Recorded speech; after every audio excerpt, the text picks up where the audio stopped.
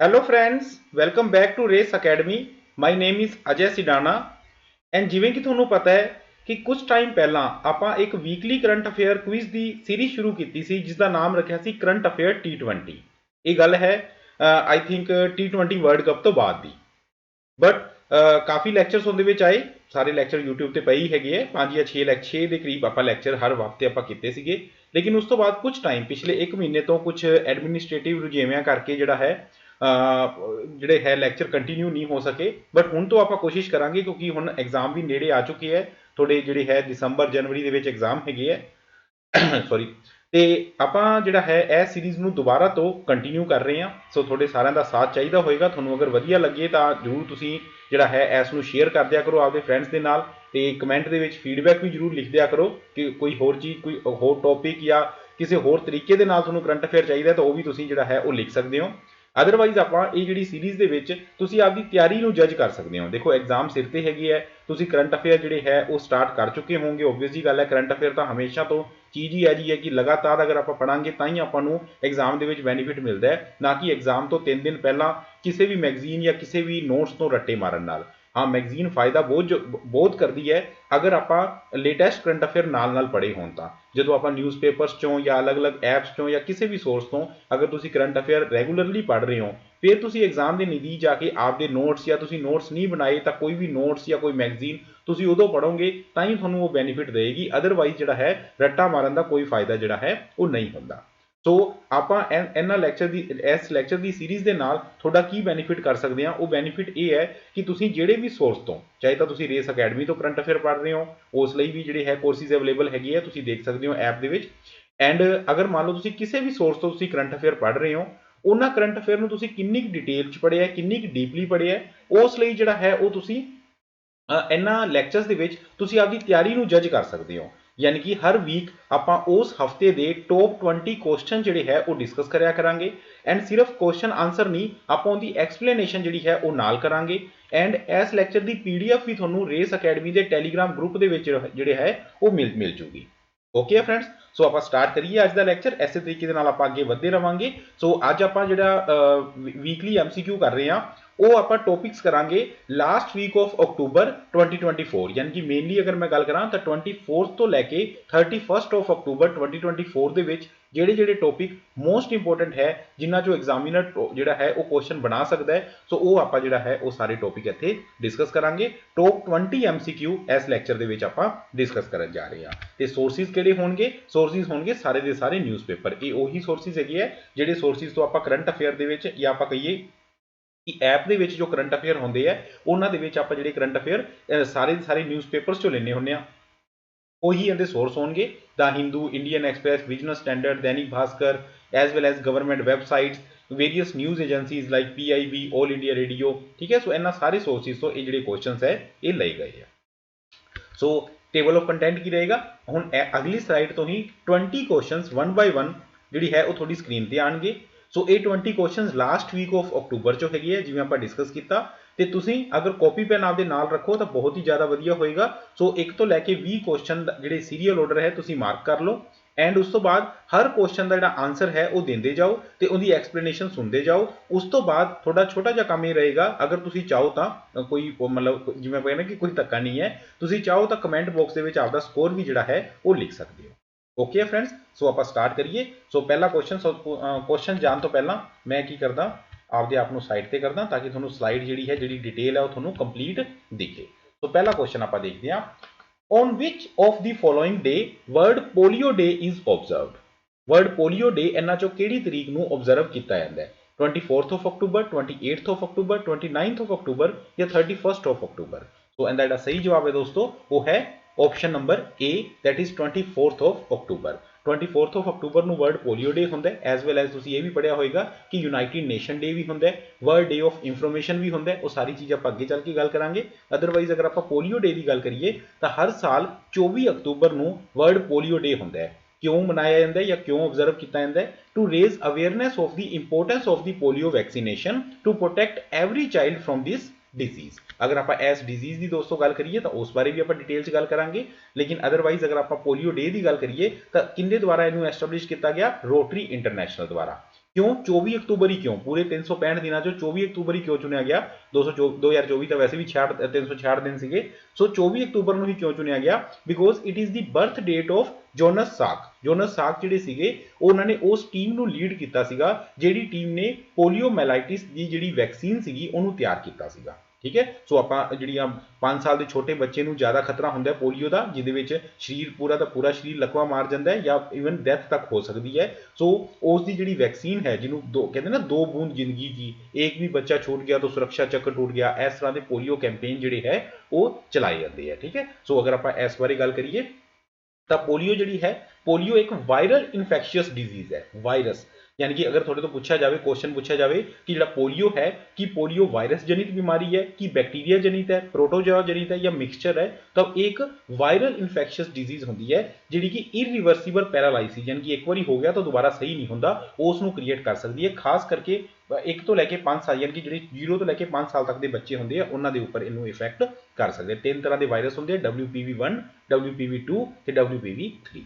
मेरा थोड़ा एक क्वेश्चन है इतने जो कि थोड़ा ऐसे PDF चों ऐसे इन्हों तो ही मिल जूगा, उनका आंसर तुसीं देना अगर थोड़ा पता है तो वैसे ही कमेंट बॉक्स के लिखो।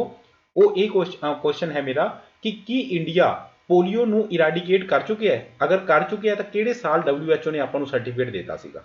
ठीक है, इंडिया दे विच पोलियो का लास्ट केस किहड़े साल आया सीगा, उनका आंसर अलग है। ठीक है, सो पोलियो नू इंडिया नू WHO द्वारा पोलियो इराडीकेशन का सर्टिफिकेट किहड़े साल मिलिया, ये मेरा एक क्वेश्चन है जिसका तुसीं जवाब देना है। PDF चो जरूर मिल जूगा, जो PDF है मैं पिछली स्लाइड से ही इसका आंसर सीगा। आगे चलते हैं हुण अगर आप 24 अक्तूबर की गल की तो जिवें तुहानूं पता है आप पूरा हफ्ता जो बीतिया, पूरे हफ्ते के अगर आप गल करिए किहड़े इंपोर्टेंट डे रहे, ये आप हर वीकली लैक्चर के इदा ही कराया करांगे। टॉप 20 क्वेश्चन होंगे लेकिन उन्होंने डिटेल के बहुत कुछ होएगा। सो अगर तुसीं क्वेश्चन देखो तो घट्टो घट्ट 10 क्वेश्चन तो इहदे चों ही बन जाएंगे। सो 24 अक्तूबर तो 30 अक्तूबर तक वर्ल्ड डिसआर्मामेंट वीक ऑब्जर्व किया गया।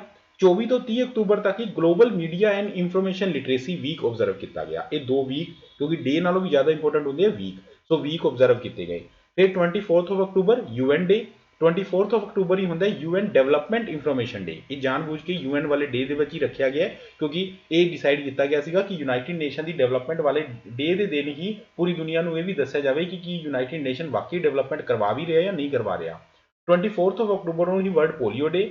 उस तो बाद आता 27 अक्तूबर। 27 अक्तूबर को होंगे इन्फेंट्री डे। ये इंडिया के ऑब्जर्व होंगे, इन्फेंट्री जी पैदल सेना होंगी है ना उसनू डेडिकेट करता है day infantry day 27 October. 27 October को ही होंगे world day for audio visual heritage. ठीक है जी, इस बाद 28 अक्तूबर को होंगे इंटरनेशनल एनीमेशन डे। 29 अक्तूबर को होंगे Ayurveda day.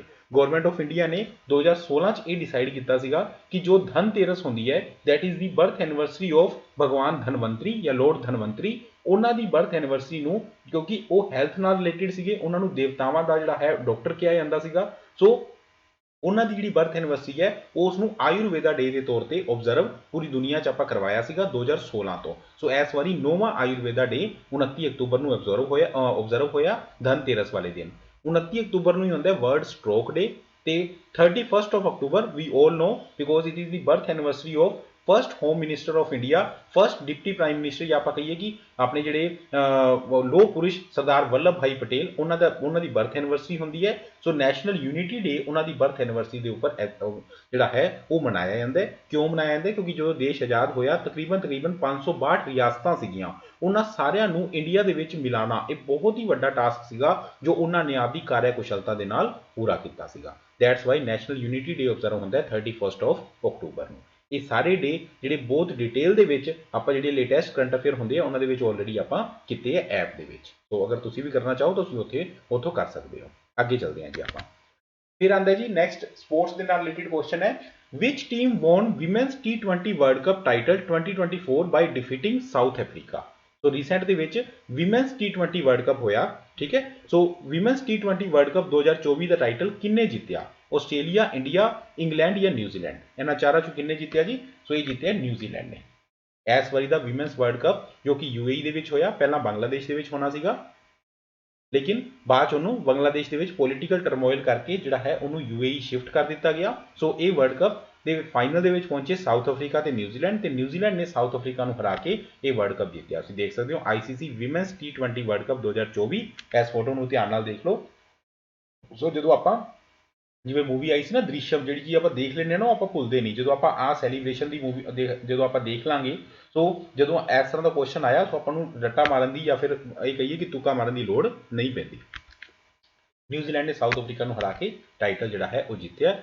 9ਵਾਂ ICC women's T20 world cup ਸੀਗਾ, UAE ਦੇ ਵਿੱਚ ਹੋਇਆ। 9ਵਾਂ ਸੀਗਾ, ਪਹਿਲਾਂ ਕਦੋਂ ਹੋਇਆ ਸੀ 2009 ਦੇ ਵਿੱਚ।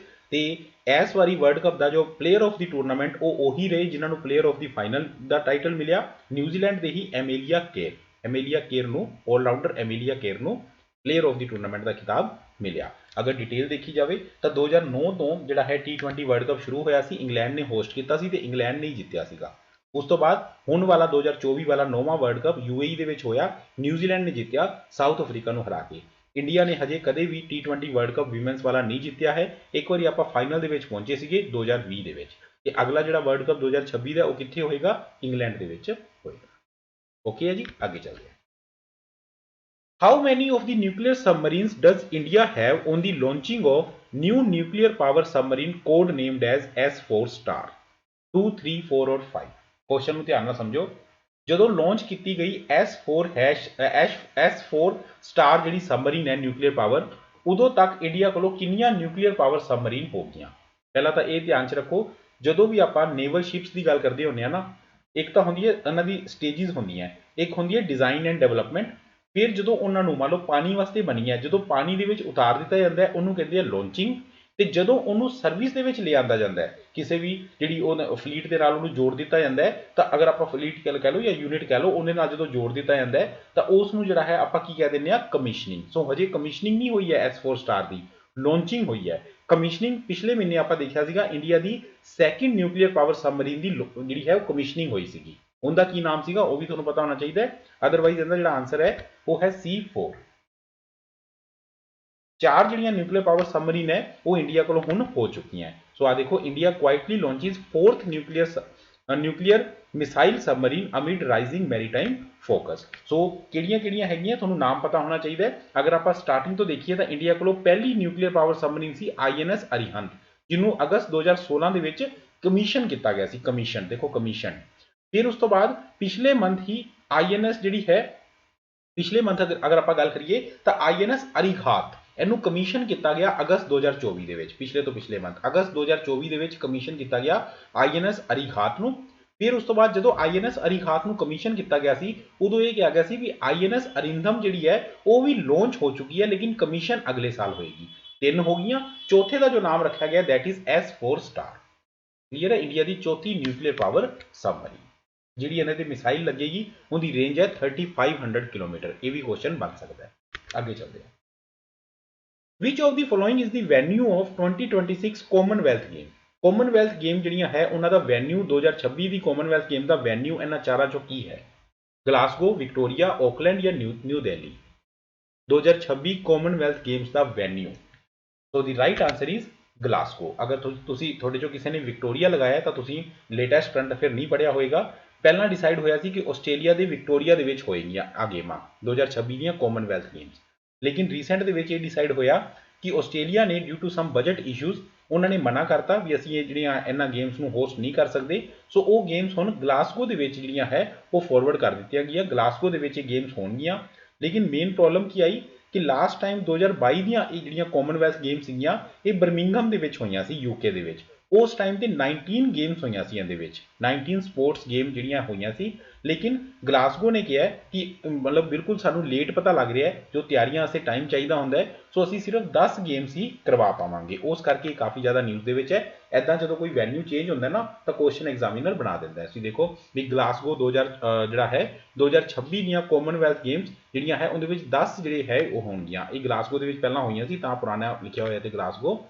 ਸੋ hockey, shooting, cricket, badminton, wrestling ਇਹ ਸਾਰੀਆਂ ਹੀ ਡ੍ਰੌਪ ਕਰ ਦਿੱਤੀਆਂ ਗਈਆਂ ਕਾਮਨਵੈਲਥ ਗੇਮਾਂ ਜਿਹੜੀਆਂ 2026 ਦੇ ਵਿੱਚ ਹੋਣਗੀਆਂ। ਠੀਕ ਹੈ, ਕਿਹੜੀਆਂ ਹੋਣਗੀਆਂ ਉਹ ਤੁਸੀਂ ਇੱਥੇ ਦੇਖ ਸਕਦੇ ਹੋ। ਐਥਲੈਟਿਕਸ ਦੀਆਂ ਗੇਮਾਂ ਹੋਣਗੀਆਂ, ਸਵਿਮਿੰਗ ਦੀਆਂ ਗੇਮਾਂ ਹੋਣਗੀਆਂ, ਜਿਮਨਾਸਟ ਹੋਏਗਾ, ਸਾਈਕਲਿੰਗ ਹੋਏਗਾ, ਪੈਰਾ ਸਾਈਕਲਿੰਗ ਹੋਏਗਾ, ਵੇਟ ਲਿਫਟਿੰਗ ਹੋਣਗੀਆਂ, ਆਹ ਸਾਰੀਆਂ ਬਾਕਸਿੰਗ, ਜੂਡੋ, ਬਾਲ ਤੇ ਬਸ ਬਾਸਕਟਬਾਲ, ਇਹ ਸਾਰੀਆਂ ਗੇਮਸ ਹੀ ਹੋਣਗੀਆਂ। ਓਕੇ ਹੈ ਜੀ, ਅੱਗੇ ਚੱਲਦੇ ਹਾਂ। Consider the following statement regarding Kartarpur Sahib corridor. दो स्टेटमेंट दी हुई हैं। फर्स्ट है Kartarpur corridor facilitates visa free access for Indian Sikh pilgrims. Second statement कहती है the corridor was inaugurated to commemorate the 550th birth anniversary of Shri Guru Nanak Dev ji. Which of the above statement is or are correct? One only, two only, both one and two, neither one, no two। तो ਇਹ question Punjab ਦੇ ਨਾਲ related ਹੈ।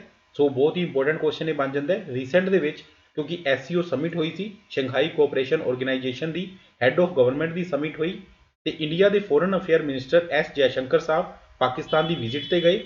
ਪਾਕਿਸਤਾਨ ਦੀ visit ਦੇ ਵਿੱਚ ਉਹਨਾਂ ਨੇ ਉੱਥੋਂ ਦੇ ਡਿਪਟੀ ਪ੍ਰਾਈਮ ਮਿਨਿਸਟਰ ਨਾਲ ਮੁਲਾਕਾਤ ਕੀਤੀ।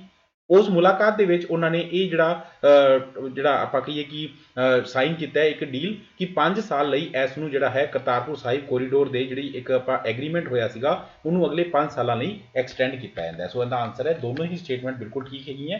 ਅਗਰ ਆਪਾਂ ਇਸ ਦੀ ਗੱਲ ਕਰੀਏ ਤਾਂ India Pakistan renew agreement on Shri Kartarpur Sahib corridor for the next 5 years. All India radio ਦੀ ਨਿਊਜ਼ ਸੀਗੀ। ਸੋ ਉਹਦੇ ਵਿੱਚ ਆ ਜਿਹੜੀ ਚੀਜ਼ਾਂ ਮੈਂ ਤੁਹਾਨੂੰ ਸਾਰੀਆਂ ਦੱਸ ਹੀ ਦਿੱਤੀਆਂ ਕਿ 9 ਸਾਲਾਂ 'ਚ ਪਹਿਲੀ ਵਾਰੀ ਕਿਸੇ ਇੰਡੀਅਨ ਆਫੀਸ਼ੀਅਲ ਦੀ ਵਿਜ਼ਿਟ ਸੀਗੀ ਤੇ ਉਸ ਦੇ ਵਿੱਚ 2019 ਦੇ ਵਿੱਚ ਜਿਹੜਾ ਐਗਰੀਮੈਂਟ ਹੋਇਆ ਸੀਗਾ ਉਸ ਐਗਰੀਮੈਂਟ ਨੂੰ ਅਗਲੇ 5 ਸਾਲਾਂ ਲਈ ਐਕਸਟੈਂਡ ਜਿਹੜਾ ਹੈ ਉਹ ਕੀਤਾ ਗਿਆ। ਤੇ ਪਾਕਿਸਤਾਨ ਦੇ ਡਿਪਟੀ ਪ੍ਰਾਈਮ ਮਿਨਿਸਟਰ ਦਾ ਕੀ ਨਾਮ ਹੈ? ਮੁਹੰਮਦ ਇਸ਼ਕ ਡਾਰ ਤੇ ਪ੍ਰਾਈਮ ਮਿਨਿਸਟਰ ਦਾ ਸ਼ਹਿਬਾਜ਼ ਸ਼ਰੀਫ। ਓਕੇ ਹੈ ਜੀ। ਅਗਰ ਆਪਾਂ ਕਰਤਾਰਪੁਰ ਸਾਹਿਬ ਕੋਰੀਡੋਰ ਦੀ ਗੱਲ ਕਰੀਏ ਤਾਂ 2019 ਦੇ ਵਿੱਚ ਜਦੋਂ ਸ਼੍ਰੀ ਗੁਰੂ ਨਾਨਕ ਦੇਵ ਜੀ ਦੀ ਬਰਥ ਐਨੀਵਰਸਰੀ ਨੂੰ ਯਾਨੀ ਕਿ ਆਪਾਂ ਕਹੀਏ ਕਿ 550 ਸਾਲਾ ਜਿਹੜਾ ਪ੍ਰਕਾਸ਼ ਪੁਰਬ ਸੀਗਾ ਉਸ ਨੂੰ ਕੋਮਮੋਰੇਟ ਕਰਦੇ ਹੋਏ ਇਸ ਨੂੰ ਜਿਹੜਾ ਹੈ ਓਪਨ ਕੀਤਾ ਗਿਆ ਸੀ। ਇੰਡੀਆ ਦੀ ਤਰਫੋਂ ਹੈਗਾ ਜਗ੍ਹਾ ਡੇਰਾ ਬਾਬਾ ਨਾਨਕ ਤੇ ਪਾਕਿਸਤਾਨ ਦੀ ਤਰਫੋਂ ਹੈ ਕਰਤਾਰਪੁਰ ਸਾਹਿਬ ਕੋਰੀਡੋਰ। ਕਰਤਾਰਪੁਰ ਸਾਹਿਬ ਤੋਂ ਆਪਸ ਦੇ ਵਿੱਚ ਇੱਕ ਕੋਰੀਡੋਰ ਬਣਾਇਆ ਗਿਆ ਰਾਵੀ ਨਦੀ ਦੇ ਉੱਪਰ। ਸੋ ਇਸ ਕੋਰੀਡੋਰ ਤੋਂ ਜਿਹੜਾ ਹੈ ਉਧਰ ਜਾ ਕੇ ਸ਼ਰਧਾਲੂ ਜਿਹੜੇ ਹੈ ਉਹ ਮੱਥਾ ਟੇਕ ਸਕਦੇ ਹੈ। ਸੋ ਇੱਕ ਕੋਰੀਡੋਰ ਜਿਹੜਾ ਹੈ उसका नाम है श्री करतारपुर साहिब कॉरिडोर। आगे चलते हैं। Which actor won the Best Actor Male Award in the Feature Film category at the International Film Festival of South Asia, Toronto Film Festival? So Amitabh Bachchan, Boman Irani, Shahrukh Khan या आमिर खान। रीसेंट ਦੇ ਵਿੱਚ ਦੋਸਤੋ ਟੋਰਾਂਟੋ ਫਿਲਮ ਫੈਸਟੀਵਲ ਹੋਇਆ ਜਿਹਦੇ ਵਿੱਚ international film festival of south Asia ਜਿਹੜਾ ਹੈ ਉਹ ਮਨਾਇਆ ਗਿਆ ਤੇ ਉਸ ਦੇ ਵਿੱਚ ਬੈਸਟ ਐਕਟਰ ਮੇਲ ਅਵਾਰਡ ਜਿਹੜਾ ਹੈ ਫੀਚਰ ਫਿਲਮ ਕੈਟੇਗਰੀ ਦੇ ਵਿੱਚ ਇੰਡੀਅਨ ਐਕਟਰ ਨੂੰ ਮਿਲਿਆ। ਸੋ ਉਹ ਕਿਹੜੇ ਐਕਟਰ ਹੈਗੇ ਆ? ਸੋ ਉਹਨਾਂ ਦਾ ਨਾਮ ਹੈ ਦੋਸਤੋ, ਕੀ ਆਨਸਰ ਆਏਗਾ? 5 ਸਕਿੰਟ ਹੈ ਤੁਹਾਡੇ ਕੋਲੋਂ। 5 4 3 2 1 ਰਾਈਟ ਆਨਸਰ ਇਜ਼ ਬੋਮਨ ਈਰਾਨੀ। ਬੋਮਨ ਈਰਾਨੀ ਸਾਹਿਬ ਨੂੰ ਜਿਹੜਾ ਹੈ ਉਹਨਾਂ ਦੀ ਰੀਸੈਂਟ ਦੇ ਵਿੱਚ ਮੂਵੀ ਆਈ ਸੀ ਦੀ ਮਹਿਤਾ ਬॉयਜ਼। ਮਹਿਤਾ ਬॉयਜ਼ ਵਾਸਤੇ ਉਹਨਾਂ ਨੂੰ ਇਹ ਮੂਵੀ ਵਾਸਤੇ ਬੈਸਟ ਫੀਚਰ ਫਿਲਮ ਦੇ ਵਿੱਚ ਬੈਸਟ ਐਕਟਰ ਦਾ ਖਿਤਾਬ ਮਿਲਿਆ। ਐਂਡ ਅਗਰ ਆਪਾਂ ਇਹਦੇ 'ਚ ਗੱਲ ਕਰੀਏ ਤਾਂ ਇਹਨਾਂ ਨੂੰ ਸੈਪਟੈਂਬਰ ਮਹੀਨੇ ਦੇ ਵਿੱਚ ਨਾ ਸਾਫਾ ਅਵਾਰਡ ਵੀ ਮਿਲਿਆ ਸੀ। ਸਾਫਾ ਕੀ ਹੈ? South Asian film association. ਉਹਨਾਂ ਦੇ ਵਿੱਚ ਵੀ ਇਹਨਾਂ ਨੂੰ ਉਹ ਸ਼ਿਕਾਗੋ ਦੇ ਵਿੱਚ ਹੋਇਆ ਸੀਗਾ ਉਹ ਵੀ ਅਵਾਰਡ ਇਹਨਾਂ ਨੂੰ ਮਿਲਿਆ ਸੀ। ਅੱਗੇ ਚੱਲਦੇ ਹਾਂ।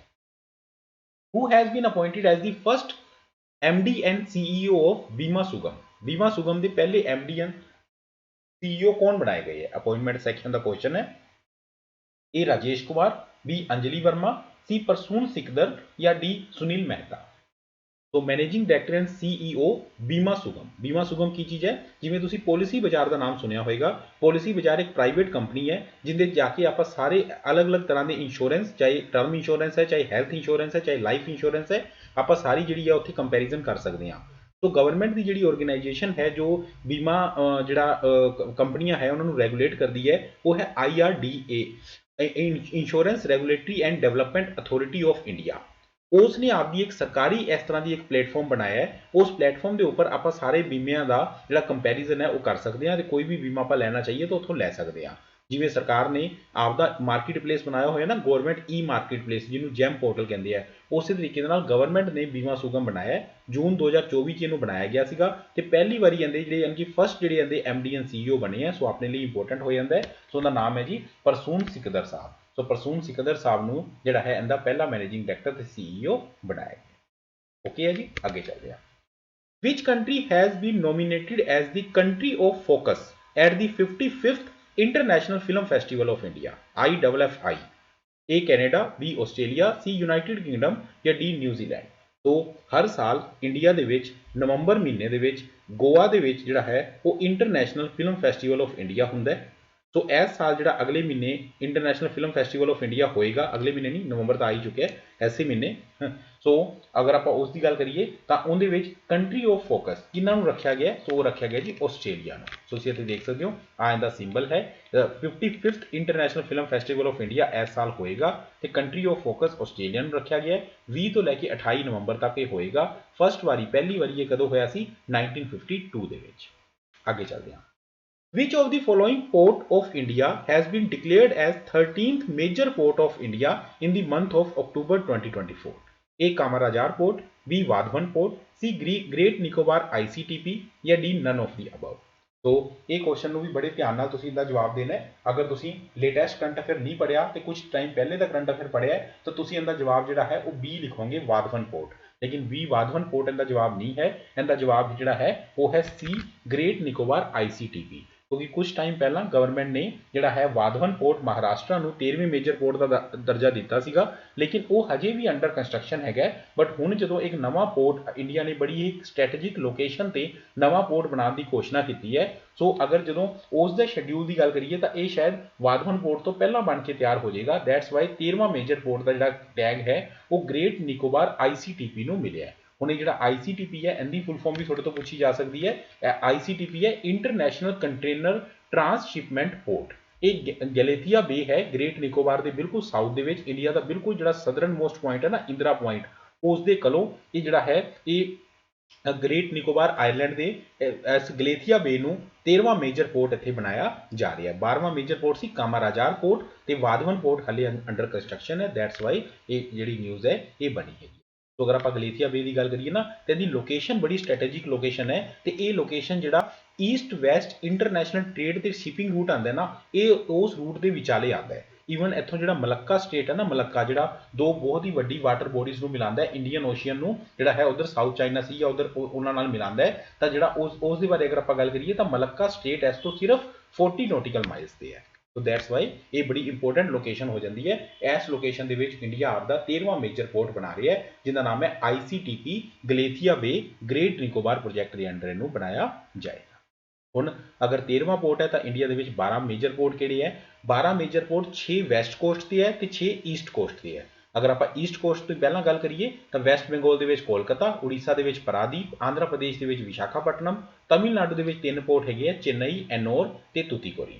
ठीक है, जो कामाराजा पोर्ट है ये एनोर पोर्ट में ही कहते हैं कामाराजा। ठीक है, फिर बाकी के 6 पोर्ट है वो वैसट कोस्ट से है। वैसट कोस्ट से किहड़े पोर्ट है? गुजरात का कांडला, महाराष्ट्र का मुंबई, तो महाराष्ट्र के जवाहरलाल नेहरू पोर्ट, फिर गोवा के मुरमुगाओ पोर्ट, कर्नाटका मंगलुरु पोर्ट, तो केरल के कोची पोर्ट। ये 12 मेजर पोर्ट है। तो 13वां हुण जिहड़ा है वो ग्रेट निकोबार वाला बने। क्लीयर है जी? आगे चलते हैं।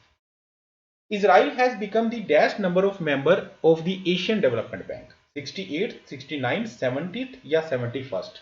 तो इजराइल रीसेंट ਦੇ ਵਿੱਚ ਏਸ਼ੀਅਨ ਡਿਵੈਲਪਮੈਂਟ ਬੈਂਕ ਦਾ ਮੈਂਬਰ ਬਣਿਆ। ਕਿੰਨਵਾਂ ਮੈਂਬਰ ਬਣਿਆ? ਦੇਖੋ ਇਜ਼ਰਾਈਲ ਯੁੱਧ ਦੇ ਵਿੱਚ ਹੈ, ਇਜ਼ਰਾਈਲ ਹਿਜਬੁੱਲਾ ਨਾਲ ਵੀ ਲੜ ਰਿਹਾ ਹੈ, ਇਜ਼ਰਾਈਲ ਹਮਾਸ ਨਾਲ ਵੀ ਲੜ ਰਿਹਾ ਸੀਗਾ, ਇਜ਼ਰਾਈਲ ਹੂਤੀਆਂ ਨਾਲ ਵੀ ਲੜ ਰਿਹਾ ਹੈ, ਤੇ ਇਜ਼ਰਾਈਲ ਤੇ ਈਰਾਨ ਦੀ ਲੜਾਈ ਵੀ ਜਿਹੜੀ ਹੈ ਉਹ ਕਾਫੀ ਸੁਰਖੀਆਂ ਦੇ ਵਿੱਚ ਬਣੀ ਹੋਈ ਹੈ ਪੂਰੇ ਵਰਲਡ ਦੇ ਵਿੱਚ। तो इस तरह किसी कंट्री बारे जो न्यूज़ कोई बन जाती है जी कंट्री ऑलरेडी न्यूज़ के हो तो बड़ी जरूरी क्वेश्चन जोड़ा है वो अपने एग्जाम पॉइंट ऑफ व्यू नाल हो जाता है। सो इजराइल की अगर आप गल करिए तो ये एशियन डेवलपमेंट बैंक का 69वां मैंबर बने। क्योंकि हुण तक जो भी आप कदे एशियन डेवलपमेंट बैंक पढ़ते थे उनकी स्टैटिक जीके आप ये पढ़ते थे कि 1966 के बैंक बनया सीगा ते इस बैंक के 68 मैंबर है तो मनीला फिलीपीनस हैडकुआटर है। लेकिन हुण 68 की बजाय 69 आप मैंबर कहांगे क्योंकि 69वां मैंबर इजराइल जोड़ा है वो बन चुके हैं। सो एशियन डेवलपमेंट बैंक जोड़ा कि एक डेवलपमेंट बैंक है जो Asia the under develop countries है या डेवलपिंग कंट्रीज़ है उन्होंने लोन देता है। मैंबर इनके काफ़ी सारी कंट्री US भी इनका मैंबर है, लेकिन लोन ज़्यादातर एशियन कंट्रीज़ को ही देता है। इंडिया फाउंडिंग मैंबर है एशियन डेवलपमेंट बैंक का। आगे चलते हैं। Consider the following statement regarding प्रधानमंत्री मुद्रा योजना। सो अगला क्वेश्चन भी इकनॉमिक्स की फील्ड के ही है। आप जी लेटेस्ट करंट अफेयर भी करते हैं ना ऐप के उपर, उनके भी आप बिल्कुल सैगमेंट वाइज हर लैक्चर के करते हैं जिमें अपने सिलेबस के लिखा होता है। ਲਾਈਕ ਪੋਲਿਟੀ ਦੀ ਅਲੱਗ, ਕੰਟਰੀ ਰਿਲੇਟਿਡ ਅਲੱਗ, ਗਵਰਨਮੈਂਟ ਸਕੀਮ ਅਲੱਗ, ਇੰਟਰਨੈਸ਼ਨਲ ਇੰਪੋਰਟੈਂਸ ਦੀਆਂ ਅਲੱਗ, ਇਕਨੋਮਿਕਸ ਦੀਆਂ ਅਲੱਗ, ਸਾਇੰਸ ਐਂਡ ਟੈਕ ਦੀਆਂ ਅਲੱਗ, ਇਸ ਤਰੀਕੇ ਦੇ ਨਾਲ ਕਰਦੇ ਹਾਂ। ਸੋ ਉਸੇ ਤਰੀਕੇ ਨਾਲ ਹਰ ਫੀਲਡ 'ਚੋਂ ਕੁਝ ਕੁਐਸਚਨ ਜਿਹੜੇ ਹੈ ਉਹ ਆਪਾਂ ਵੀਕਲੀ ਵੀ ਬਣਾਏ ਹੋਏ ਹੈ। ਸੋ ਕੁਐਸਚਨ ਹੈ ਇਕਨੋਮਿਕਸ ਫੀਲਡ ਦਾ ਪ੍ਰਧਾਨ ਮੰਤਰੀ ਮੁਦਰਾ ਯੋਜਨਾ ਦਾ। ਦੋ ਸਟੇਟਮੈਂਟ ਤੁਹਾਡੇ ਸਾਹਮਣੇ ਹੈ। ਪਹਿਲੀ ਸਟੇਟਮੈਂਟ ਕਹਿੰਦੀ ਹੈ ਕਿ PMMY was launched in the year 2015 to provide affordable credit to micro and small enterprise। Second statement ਕਹਿੰਦੀ ਹੈ ਕਿ ਇੱਕ ਨਵੀਂ ਕੈਟੇਗਰੀ ਬਣਾਈ ਗਈ ਹੈ ਤਰੁਣ ਪਲੱਸ, ਤੇ ਜਿਹੜੀ ਇੰਟਰੋਡਿਊਸ ਕੀਤੀ ਗਈ ਹੈ, ਜਿਹੜੀ ਕਿ 10 ਲੱਖ ਤੋਂ ਲੈ ਕੇ 20 ਲੱਖ ਤੱਕ ਦਾ ਲੋਨ ਦੇਗੀ। ਤੁਸੀਂ ਦੱਸਣਾ ਵੀ ਇਹਦੇ ਚੋਂ ਕਿਹੜੀ ਸਟੇਟਮੈਂਟ ਸਹੀ ਹੈ। ਆਪਸ਼ਨ ਨੰਬਰ ਏ ਕਹਿੰਦਾ ਕਿ ਦੋਨੋਂ ਸਹੀ ਹੈਗੀਆਂ, ਆਪਸ਼ਨ ਨੰਬਰ ਬੀ ਕਹਿੰਦਾ ਪਹਿਲੀ ਸਹੀ ਹੈ ਦੂਜੀ ਗਲਤ ਹੈ, ਆਪਸ਼ਨ ਨੰਬਰ ਸੀ ਕਹਿੰਦਾ ਪਹਿਲੀ ਗਲਤ ਹੈ ਦੂਜੀ ਸਹੀ ਹੈ, ਆਪਸ਼ਨ ਨੰਬਰ ਡੀ ਕਹਿੰਦਾ ਦੋਨੋਂ ਹੀ ਗਲਤ ਹੈਗੀਆਂ। ਸੋ ਆਂਸਰ ਆਏਗਾ ਜੀ ਏ, ਦੋਨੋਂ ਹੀ ਸਟੇਟਮੈਂਟ ਬਿਲਕੁਲ ਠੀਕ ਹੈਗੀਆਂ। ਪ੍ਰਧਾਨ ਮੰਤਰੀ ਮੁਦਰਾ ਯੋਜਨਾ ਰੀਸੈਂਟ ਦੇ ਵਿੱਚ ਦਾ ਹਿੰਦੂ ਨੇ ਇਸ ਨੂੰ ਇਸ ਤਰੀਕੇ ਨਾਲ ਕਵਰ ਕੀਤਾ ਕਿ ਗਵਰਨਮੈਂਟ ਡਬਲਸ ਲੋਨ ਲਿਮਿਟ ਅੰਡਰ ਮੁਦਰਾ ਯੋਜਨਾ ਟੂ 20 ਲੱਖ। ਜੋ ਯੂਨੀਅਨ ਬਜਟ ਸੀਗਾ, ਲੇਟੈਸਟ ਯੂਨੀਅਨ ਬਜਟ ਐਸੇ ਸਾਲ ਦਾ, ਉਦੋਂ ਫਾਈਨੈਂਸ ਮਿਨਿਸਟਰ ਸ਼੍ਰੀਮਤੀ ਨਿਰਮਲਾ ਸੀਤਾਰਮਨ, ਜਿਨ੍ਹਾਂ ਦੀ ਫੋਟੋ ਤੁਸੀਂ ਦੇਖ ਸਕਦੇ ਹੋ, ਉਹਨਾਂ ਨੇ ਇਹ ਅਨਾਉਂਸ ਕੀਤਾ ਸੀਗਾ ਕਿ ਆਪਾਂ ਜਿਹੜਾ ਮੁਦਰਾ ਯੋਜਨਾ ਹੈ ਉਹਦਾ ਜਿਹੜਾ ਲੋਨ ਹੈ ਉਹਨੂੰ ਡਬਲ ਕਰਾਂਗੇ। ਸੋ ਉਹ ਚੀਜ਼ ਹੁਣ ਇੰਪਲੀਮੈਂਟ ਕਰ ਦਿੱਤੀ ਗਈ ਹੈ। ਅਗਰ ਆਪਾਂ ਮੁਦਰਾ ਯੋਜਨਾ ਦੀ ਗੱਲ ਕਰੀਏ ਤਾਂ ਇਹਦੇ ਵਿੱਚ 3 ਤਰ੍ਹਾਂ ਦੇ ਲੋਨ ਦਿੱਤੇ ਜਾਂਦੇ ਹੈ। ਸ਼ੀਸ਼ੂ ਲੋਨ ਜਿਹਦੇ ਵਿੱਚ 50,000 ਤੱਕ ਛੋਟੇ ਟ੍ਰੇਡਰਸ ਨੂੰ ਦਿੱਤਾ ਜਾਂਦਾ ਹੈ, ਕਿਸ਼ੋਰ ਲੋਨ ਜਿਹਦੇ ਵਿੱਚ 50,000 ਤੋਂ 5 ਲੱਖ ਤੱਕ ਲੋਨ ਦਿੱਤਾ ਜਾਂਦਾ ਹੈ, ਤਰੁਣ ਲੋਨ ਜਿਹੜਾ 5 ਲੱਖ ਤੋਂ 10 ਲੱਖ ਤੱਕ ਦਿੱਤਾ ਜਾਂਦਾ ਹੈ। ਹੁਣ ਤਰੁਣ ਪਲੱਸ ਕੈਟੇਗਰੀ ਵੀ ਇਹਦੇ ਵਿੱਚ ਦੇਤੀ, ਜਿਹਦੇ ਵਿੱਚ 20 ਲੱਖ ਰੁਪਏ ਤੱਕ ਦਾ ਲੋਨ ਜਿਹੜਾ ਹੈ ਉਹ ਦਿੱਤਾ ਜਾਏਗਾ। ਓਕੇ, 2015 ਦੇ ਵਿੱਚ ਇਹ ਸਕੀਮ ਆਈ ਸੀ, ਸਾਰੀ ਡਿਟੇਲ ਤੁਸੀਂ ਇੱਥੇ ਦੇਖ ਸਕਦੇ ਹੋ। आगे चल रहा है। Consider the following statement regarding global nature conservation index 2024। तो बहुत ही इंपॉर्टेंट है, क्योंकि चलो आगे डिटेल्स दसदा क्यों इंपॉर्टेंट है। दो स्टेटमेंट थोड़े सामने है। पहली स्टेटमेंट कहती the first ever global nature conservation index was released in October 2024। Statement number 2 कहती है कि India was ranked 176 out of 180 countries in this index. Which of the above given statement is और are correct. उसी तरीके ABCD ਗੱਲ ਕਰੀਏ ਤਾਂ option number A ਕਹਿੰਦਾ ਦੋਨੋਂ ਸਹੀ ਹੈ, B ਕਹਿੰਦਾ ਪਹਿਲੀ ਸਹੀ ਹੈ, C ਕਹਿੰਦਾ ਦੂਜੀ ਸਹੀ ਹੈ, D ਕਹਿੰਦਾ ਦੋਨੋਂ ਹੀ ਗਲਤ ਹੈਗੀਆਂ। ਸੋ ਆਨਸਰ ਕੀ ਆਏਗਾ? ਆਨਸਰ ਆਏਗਾ ਦੋਨੋਂ ਹੀ ਸਹੀ ਹੈਗੀਆਂ। ਗਲੋਬਲ ਨੇਚਰ ਕੰਜ਼ਰਵੇਸ਼ਨ ਇੰਡੈਕਸ ਪਹਿਲੀ ਵਾਰੀ ਲਾਂਚ ਕੀਤਾ ਗਿਆ। ਦੇਖੋ ਫਰੈਂਡਸ, ਜਦੋਂ ਵੀ ਕੋਈ ਇੰਡੈਕਸ, ਕੋਈ ਰੈਂਕਿੰਗ ਲਾਂਚ ਹੁੰਦੀ ਹੈ, ਤੁਹਾਨੂੰ 5 ਚੀਜ਼ਾਂ ਪਤਾ ਹੋਣੀਆਂ ਚਾਹੀਦੀਆਂ। ਉਹ 5 ਚੀਜ਼ਾਂ ਆਪਦੇ ਪੱਲੇ ਯਾਨੀ ਕਿ ਬਿਲਕੁਲ ਗਾਂਠ ਬਣ ਲਓ। ਤੁਹਾਨੂੰ ਉਹ 5 ਚੀਜ਼ਾਂ ਪਤਾ ਹੋਣ, ਕੋਈ ਵੀ ਸਟੇਟਮੈਂਟ ਵਾਲਾ ਕੁਐਸਚਨ ਆ ਜੇ, ਸਿੰਗਲ ਪੁਆਇੰਟ ਕੁਐਸਚਨ ਆ ਜੇ, ਸਿੰਗਲ ਲਾਈਨ ਕੁਐਸਚਨ ਆ ਜੇ, ਤੁਸੀਂ ਸੋਲਵ ਕਰ ਲਓਗੇ। ਉਹ ਪੰਜੋ ਚੀਜ਼ਾਂ ਦੇ ਨਾਲ ਨਾਲ ਆਨਸਰ ਲੈਂਦੇ ਜਾਓ। ਸਭ ਤੋਂ ਪਹਿਲਾਂ ਕੀ ਹੈ ਕਿ ਇੰਡੈਕਸ ਦਾ ਨਾਮ ਕੀ ਹੈ ਤੇ ਉਹਨੂੰ ਜਾਰੀ ਕੌਣ ਕਰਦਾ ਹੈ। ਦੇਖੋ ਦਾ ਹਿੰਦੂ ਨੇ ਵੀ ਇਸ ਤਰ੍ਹਾਂ ਖਬਰ ਦਿੱਤੀ, India's nature conservation index rank 176 government slammed. Government ਨੇ ਕਿਹਾ ਵੀ ਨਹੀਂ, ਇਹਨਾਂ ਦਾ ਕ੍ਰਾਈਟੇਰੀਆ ਗਲਤ ਹੈ, ਅਸੀਂ ਨਹੀਂ ਮੰਨਦੇ। ਠੀਕ ਹੈ, ਸੋ ਇੰਡੀਆ ਦਾ 176ਵਾਂ ਰੈਂਕ ਆਇਆ। ਹੁਣ ਮੈਂ ਤੁਹਾਨੂੰ 5 ਕੁਐਸਚਨ ਦੱਸ ਰਿਹਾ ਸੀ। ਪਹਿਲਾ ਕੁਐਸਚਨ ਹੈ ਇੰਡੈਕਸ ਦਾ ਨਾਮ ਕੀ ਹੈ? Global nature conservation index. ਪਹਿਲਾ ਕੌਣ ਜਾਰੀ ਕਰਦਾ ਹੈ? ਜਾਰੀ ਕਰਦਾ ਹੈ ਜੀ ਇਸ ਵਾਰੀ ਕਿੰਨੇ ਜਾਰੀ ਕੀਤਾ ਹੈ? ਗੋਲਡਮੈਨ ਸੈਨਫਰਡ ਇੱਕ ਆਰਗੇਨਾਈਜੇਸ਼ਨ ਹੈ, ਸਕੂਲ ਆਫ ਸਸਟੇਨੇਬਿਲਿਟੀ। ਇਜ਼ਰਾइल ਦੀ ਇੱਕ ਯੂਨੀਵਰਸਿਟੀ ਹੈ, ਗੁਰੀਅਨ ਯੂਨੀਵਰਸਿਟੀ ਨੇਗੇਵ। ਤੇ ਤੀਸਰੀ ਹੈ ਨੋਨ ਪ੍ਰੋਫਿਟ ਵੈਬਸਾਈਟ biodv.com, ਇਹਨਾਂ ਨੇ ਜਾਰੀ ਕੀਤਾ ਹੈ। ਟੋਟਲ ਕੰਟਰੀਜ਼ ਕਿੰਨੀਆਂ? ਤੀਸਰਾ ਕੁਐਸਚਨ, ਟੋਟਲ ਕੰਟਰੀਜ਼ 180। ਇੰਡੀਆ ਦਾ ਰੈਂਕ ਕਿੰਨਾ ਹੈ? 176। ਟੋਪ ਤੇ ਕਿਹੜੀਆਂ ਕੰਟਰੀਜ਼ ਆਈਆਂ? ਇੰਡੀਆ ਥੱਲੋਂ 5ਵੇਂ ਨੰਬਰ ਤੇ ਆਇਆ ਹੈ। ਠੀਕ ਹੈ, ਯੂਰੋਪੀਅਨ ਕੰਟਰੀ ਜਿਹੜੀ ਲਗਜ਼ਮਬਰਗ ਹੈ ਉਹਨੇ ਟੋਪ ਕੀਤਾ। ਤੇ ਅਗਰ ਆਪਾਂ ਬਿਲਕੁਲ ਬੋਟਮ ਦੀ ਗੱਲ ਕਰੀਏ, ਬਿਲਕੁਲ ਲਾਸਟ ਤੇ ਕਿਰੀਬਾਤੀ ਆਇਰਲੈਂਡ ਆਇਆ। ਕੀ ਦੇਖਦੇ ਆ? 4 ਪਿਲਰ ਸੀਗੇ, ਅਲੱਗ-ਅਲੱਗ ਚੀਜ਼ਾਂ ਦੇਖਦੇ ਆ। Land management, threat to biodiversity, capacity and governance ਤੇ ਫਿਊਚਰ ਟ੍ਰੈਂਡ। ਇਹਨਾਂ ਚਾਰਾਂ ਦੇ ਵਿੱਚ ਹੀ 25 ਪਰਫਾਰਮੈਂਸ ਇੰਡੀਕੇਟਰ ਹੈ ਜਿਨ੍ਹਾਂ ਨੂੰ ਦੇਖਦੇ ਆ ਤੇ ਸਕੋਰ ਦਿੰਦੇ ਆ।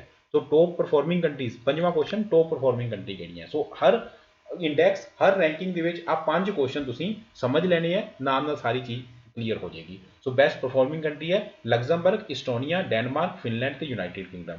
ਤੇ ਵਰਸਟ ਪਰਫਾਰਮਿੰਗ ਦੇ ਵਿੱਚ ਇੰਡੀਆ 176ਵੇਂ ਨੰਬਰ ਤੇ ਹੈ, ਫਿਰ 177ਵੇਂ ਤੇ 178 ਇਰਾਕ, 179 ਤੁਰਕੀ ਹੈ ਤੇ 180 ਕਿਰੀਬਾਤੀ।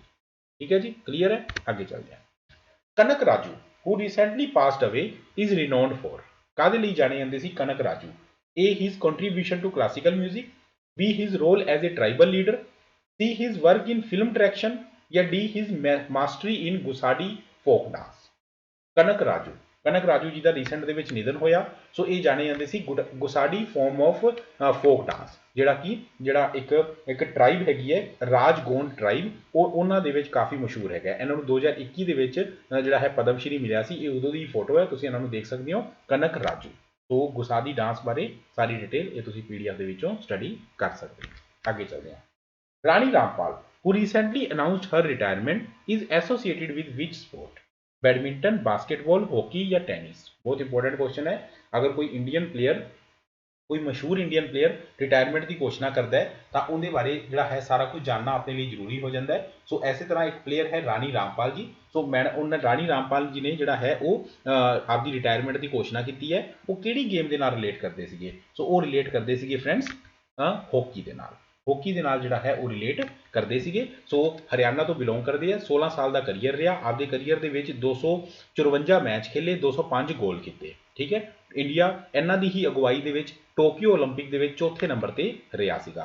फिर इन्हों की करियर के इन्हों किहड़े अवॉर्ड मिले? Those are most important from exam point of view. Arjuna award मिले 2016 के, world games athlete of the year मिले 2019 के, मेजर ध्यानचंद खेल रत्न अवॉर्ड मिले 2020 के, पद्म श्री मिले 2020 के। तो ये सारिया चीज़ा थोड़ा ध्यान च होनी चाहिए। She is the only female player जिन्हों के नाम के उपर इंडिया के एक स्टेडियम भी है। उत्तर प्रदेश के रायबरेली के स्टेडियम का नाम है रानीज गर्ल्स हॉकी टर्फ, वो इन्हों के नाम के उपर है। आगे चल गया। Who was awarded the Harry Messel Award for Conservation Leadership by the Species Survival Commission of IUCN? आप IUCN बारे काफ़ी पढ़ते हैं। जो भी आप किसी स्पीशीज़ बारे पढ़ते हैं, कोई फ्लोरा एंड फ्योना बारे पढ़ते हैं, तो आप पढ़ते हैं कि उनका IUCN स्टेटस की है, international union for conservation of nature, उनके स्टेटस की है। सो IUCN की एक कमेटी है SSC, species survival commission.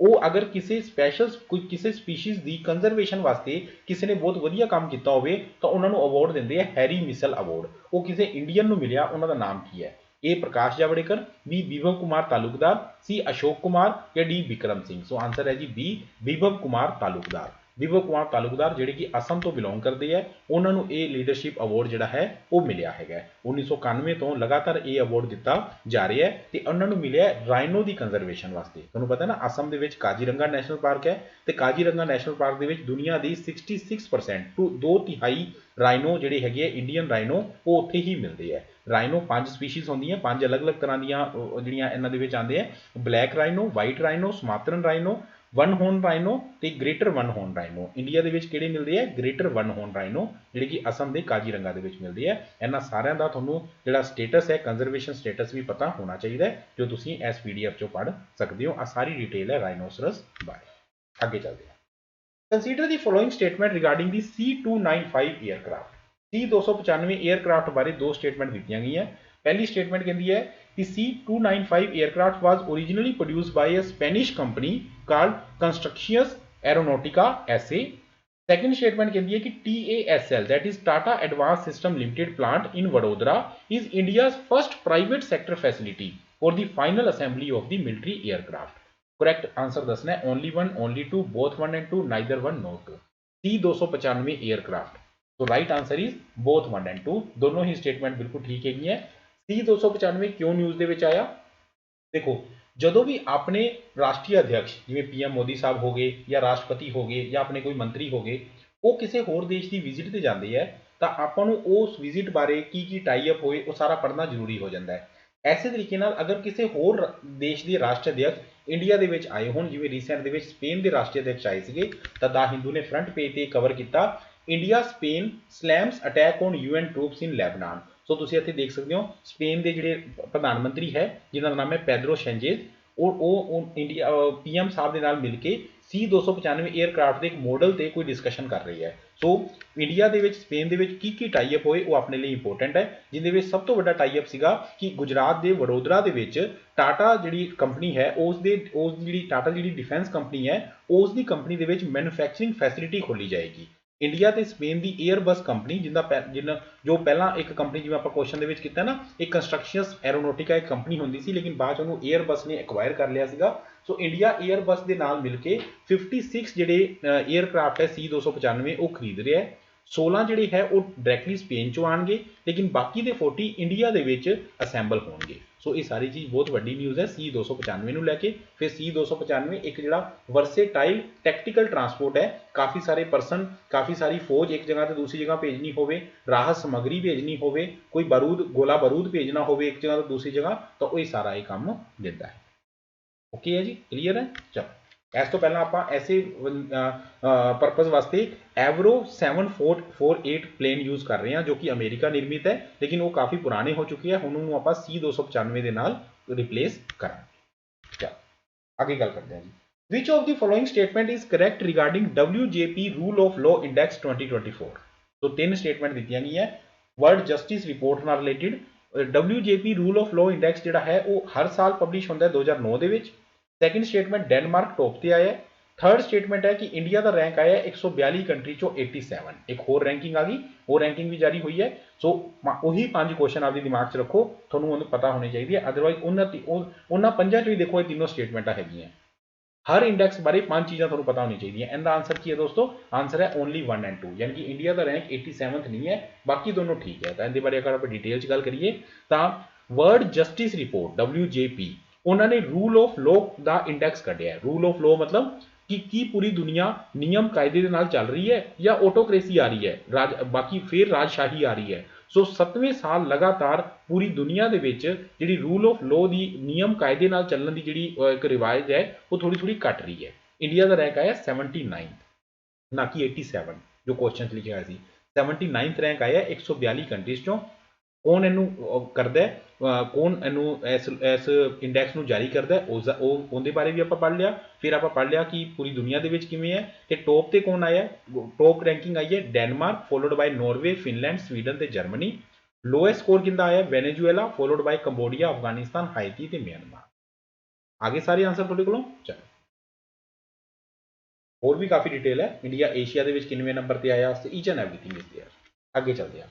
In which state is the Barda wild life sanctuary located. Places in news का क्वेश्चन है, बारदा वाइल्ड लाइफ सेंचुरी कितने हैगी है। ABCD आंसर है गुजरात, महाराष्ट्र, राजस्थान या मध्य प्रदेश। ये ऑप्शन है, आंसर नहीं, आंसर का एक ही है। आंसर है दोस्तों option number A Gujarat. Barda wild life century की अगर आप गल करिए तो क्यों न्यूज़ के है, क्योंकि सैकेंड होम बनाया जा रहा है एशियाटिक लाइन का आफ्टर गिर नैशनल पार्क। गुजरात के गिर नैशनल पार्क के एशियाटिक लाइन रहिंदे है, लेकिन हुण एक होर उन्हों का होम बनाया जा रहा है। इन्होंने कुछ शेरां नूं जिहड़ा है वो ट्रांसलोकेट किया जाएगा 100 किलोमीटर दूर जिहड़ा है वो बारदा वाइल्ड लाइफ सेंचुरी दे विच, जिन्होंने 1979 वाइल्ड लाइफ सेंचुरी का दर्जा मिला। आगे चलते हैं जी। What sport is Akanksha Salunkhe associated with. A squash, B tennis, C badminton या डी टेबल टेनिस। देखो इस तरह का क्वेश्चन काफ़ी बार थोड़ा मिल जाता है। अगर कोई इंडियन प्लेयर कोई खिताब जीत्या हो, कोई मैडल लिया हो, तो उस टूरनामेंट की बजाय उस प्लेयर बारे पूछ लिया जाता है कि ये प्लेयर जोड़ा है वो किहड़े गेम नाल रिलेट करता है। ठीक है जी। तो अगर आप इसकी गल करिए तो आकांक्षा सोलंकी जी की गल करिए तो स्क्वैश नाल रिलेट करते हैं, स्क्वैश। सो आकांक्षा सोलंकी जिहड़े है उन्होंने PSA चैलेंजर स्क्वैश टाइटल जीत्या जो कि फ्रांस के होया। इन्होंने मलेशिया हरा के जीत्या। दैट्स वाई आकांक्षा सोलंकी बारे पूछा गया कि किहड़ी गेम नाल रिलेट करते हैं, स्क्वैश के नाल रिलेट करते हैं। आगे चलते हैं। What medal did India win at the Sultan of Johor cup 2024। A gold, B silver, C bronze या डी नो मैडल। तो Sultan of Johor cup 2024, Sultan of Johor cup दे विच इंडिया नूं किहड़ा मैडल आया है, वो मैडल है दोस्तों bronze medal. Sultan of Johor cup बहुत बहुत इंपोर्टेंट है, इनके बारे थोनों सारी चीज़ां पता होनी चाहिए। सब तो पहला किहड़ी गेम नाल रिलेट करता है, सो उनका आंसर आएगा हॉकी के नाल रिलेट करता है। पहली चीज़ हॉकी। दूसरा कित्थे होंदा है, हर साल मलेशिया दे विच होंदा है। मलेशिया किस तरह का टूरनामेंट है, अंडर 21 टूरनामेंट है। जूनियर लिखे ना under 21। Sultan of Johor cup इस बारी कौन जितया, इस बारी जितया ग्रेट ब्रिटेन। सब तो ज़्यादा बारी भी ग्रेट ब्रिटेन ही जितया है, तो इस साल भी ग्रेट ब्रिटेन जितया है। ठीक है, उन्हें आस्ट्रेलिया को हरा के टूरनामेंट जितया है। तो इंडिया ने किनू हरा के ब्रॉन्ज मैडल जितया, न्यूजीलैंड को हरा के। समझ गए जी। ये सारे क्वेश्चन इतने एक एक डिटेल हैगी है। मलेशिया के होया 19 तो लैके 26 तक होया, ग्रेट ब्रिटेन ने जितया। ठीक है, तो अगर आप इतने गल करिए तो हूँ तक 2011 तो शुरू होया 2024 तक चल रहा है। इंडिया 3 बारी जितया है, 2013, 14 तो 2022। ओके फ्रेंड्स, सो ये सीगे अपने 20 क्वेश्चंस जिंदे विच आपां काफ़ी डिटेल जिहड़ी है वो डिस्कस की। ठीक है जी। सो इस हफ्ते के आ 20 क्वेश्चन मोस्ट इंपोर्टेंट सीगे। सो उम्मीद करदा तुहानूं सारे के सारे आंदे होणगे ते तुसीं जिहड़े है उहदे फुल आउट ऑफ फुल थोड़े मार्क्स आए होणगे। तुसीं कमेंट बॉक्स में आपके मार्क्स लिख सकते हो। सो इसे तरीके दे नाल आपां अगले संडे नूं मिलांगे, अगले वीकेंड ते आपां मिलांगे जिंदे च आपां नैक्सट वीक के 20 क्वेश्चंस करांगे। सो इसे तरीके नाल करंट अफेयर अगर तुसीं बहुत ही डिटेल दे विच करने हैं किसी भी एग्जाम वास्ते A to Z पूरे के पूरे करंट अफेयर वो तुसीं ऐप के उपर कर सकते हो। Thank you so much friends, मिलते हैं नैक्सट वीक।